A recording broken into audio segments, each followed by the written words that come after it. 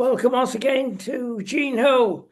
And Gene, well, we got away with it at Mount Rushmore. We got away with it in Mexico for the England-Mexico match. We got away with it everywhere, but the lightning came and got you, didn't it? I couldn't. Well, I've been looking forward to this weekend for a long time because it's July 4th weekend. Everything was perfect. There was a storm. Lightning knocked down a tree right down the road from my house. No electricity for 24 hours. Oh, So, yeah, well, listen, that's serious without any aircon.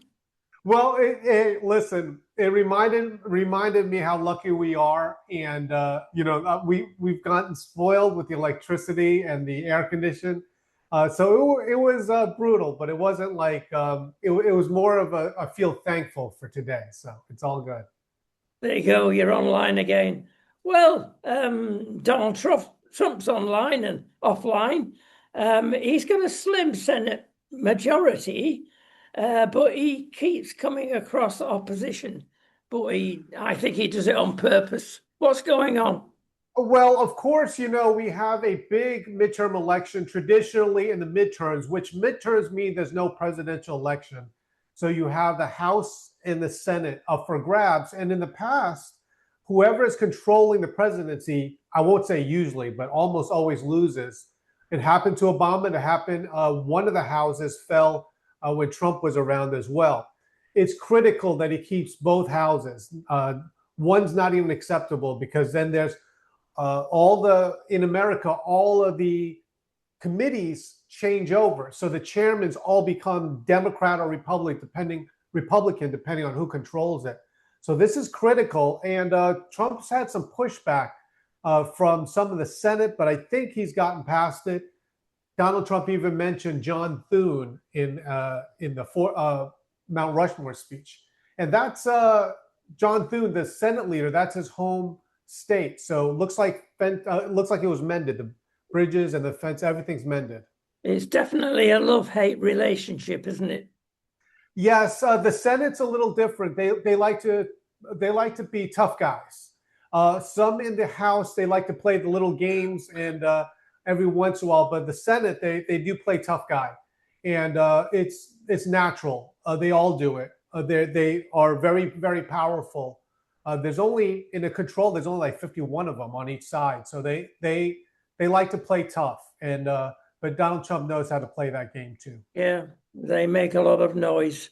Mentioning Mount Rushmore, a great weekend, the 250th, and he gave the speech that could be very significant, couldn't it? It was very upbeat.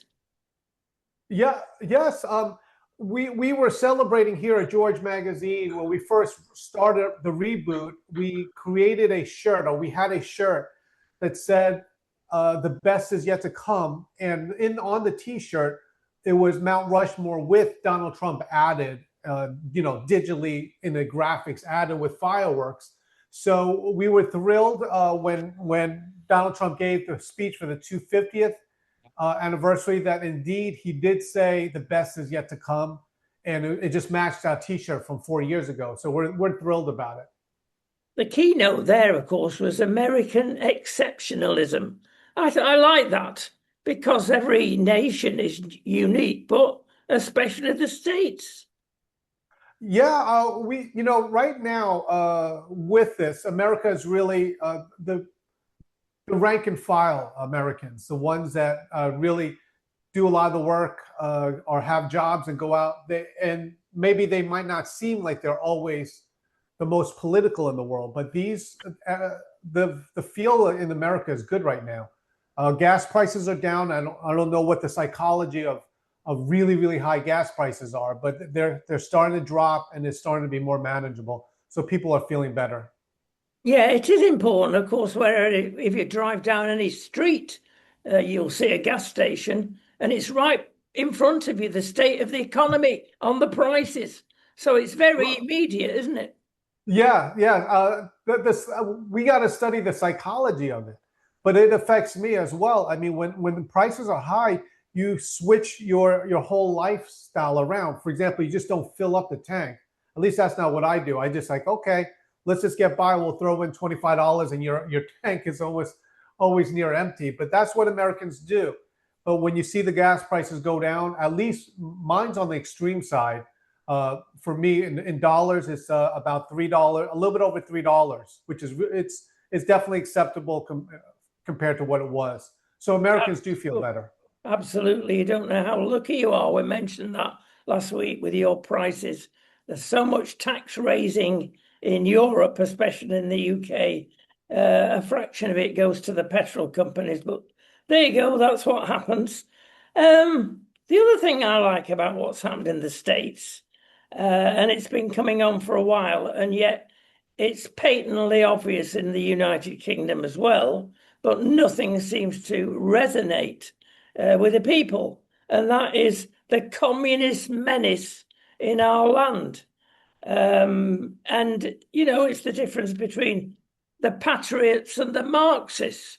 This is a real battle. We don't seem to don't want to recognize it in Europe, but you're addressing the thing. Yeah, Donald Trump in his speech mentioned that. And so it's being put to the forefront. As we mentioned before, in New York, some of these elections in New York went very socialist. And so people are being reminded, especially in this year for the 250th birthday, people are being reminded of what we have here. And I hate to even tie it in with that, but it's just like my weekend without electricity. I mean, we take a lot of things for granted, and then if it's pulled away from you for a little bit, it wasn't the most comfortable thing, but now you get it back and you just wake up in the morning. Hey, at least I could get a hot shower if I wanted to, or stay cool. That's it. One thing that disappointed me, and I heard the whole speech, was Mamdani, Mayor of New York. And I thought that was awful. And we've got a similar thing in UK with the left-wingers and with anti-patriotism, basically. I mean, how did he get in there in the first place? Who voted for him? You have people in there that make promises. And even we know once he gets in, he can't keep some of those promises. And it's not, I hate to say it's not just his fault. It's New York has a little trouble with balancing the budget there. I mean, it's just not run over the years has not been run like Giuliani did a really good job running it back when. But politicians make promises, and then so be it. They get into office, and then they have to backtrack on some of them. So this is what I hate to say it like this, but because of that happened, it did put a wake-up call for the rest of America. Listen, we do not want that type of government here. And Donald Trump is making a much softer Republican Party. It's not so hardlined anymore. He works with the unions. He does talk about certain things. This is Donald Trump. That's not traditionally strong-arm Republican. But we'll see what happens. But I think ultimately this is, with Mamdani, it's a good litmus test for the rest of America to see what happens next.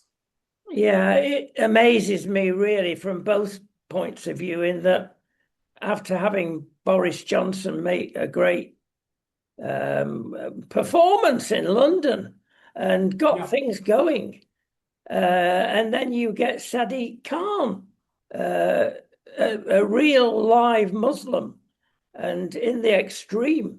And the same thing's happened in New York with Giuliani. And then there comes Mamdani. Why this polarization?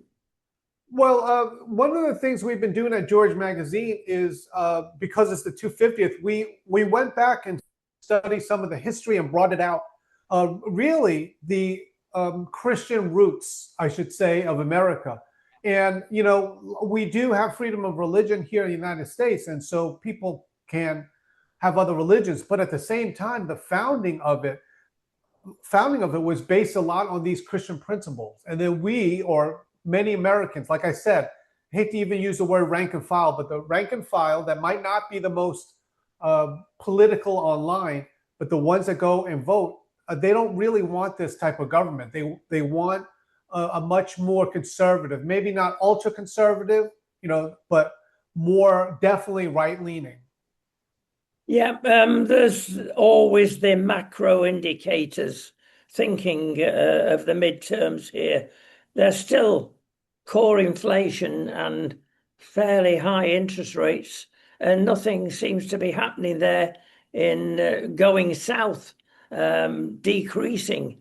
It's still very high, isn't it?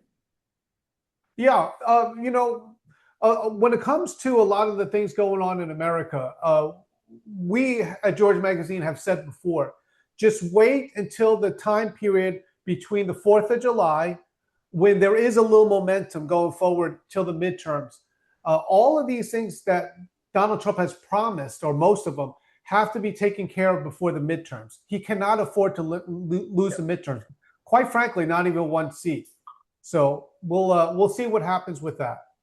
Another comparison, both sides of the pond, is the MAGA movement. It's very split at the moment, isn't it? And like the right wing in conservatives in the UK, they're destroying themselves. Right. Some here on the right think it was orchestrated from the beginning. The best way to infiltrate it is have people come in and say that they are fully MAGA, and then last minute when they need it to pull away. But this is the battle going on right now. It's the midterm election. So we'll see. And then it's a telltale sign when people go out there and claim that they are MAGA, but then suddenly last minute, quite frankly, before the midterms, they suddenly have a different tune. Is Iran having any effect, Gene? I don't think so, not at this moment. I hate to be like we're in the cheap seats here, but a lot of the sentiment is, well, number one, we're not actively in war with them right now. And number two, the gas prices. I hate to be like we're so simple in America, but that's where the main thought comes from. Right. People like Tucker Carlson, Joe Rogan, grifters they're now called. Deep state operatives, is it that bad?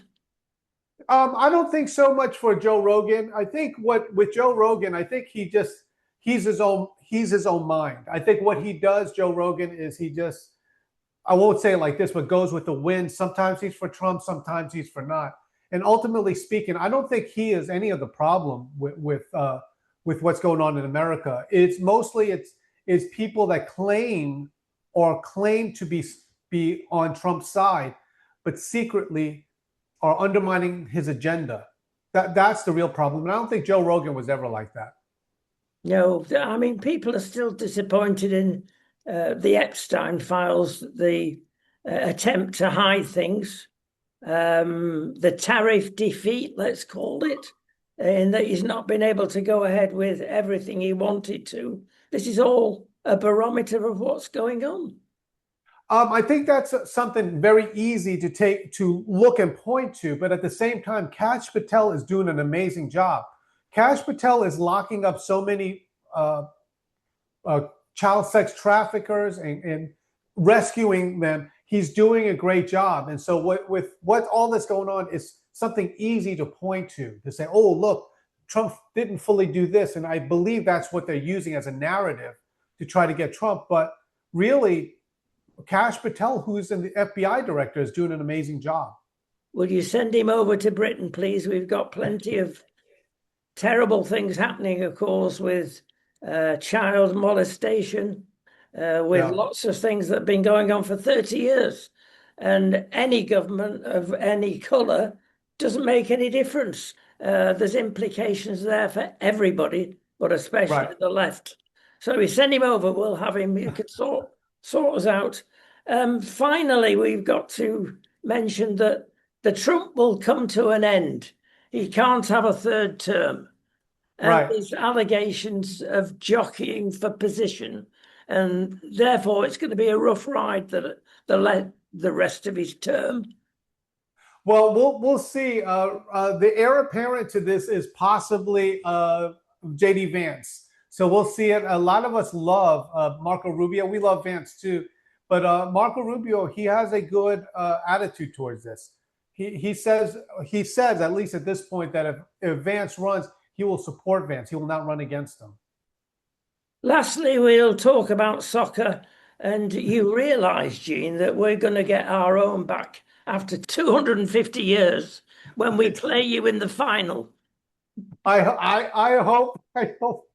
Hey, America is just enjoying this ride with us, and so I will. Besides the United States, I will cheer for your team. So it's There you good. go. That's great. Thanks, Gene. We'll see you very shortly. Thank you so much. I appreciate it.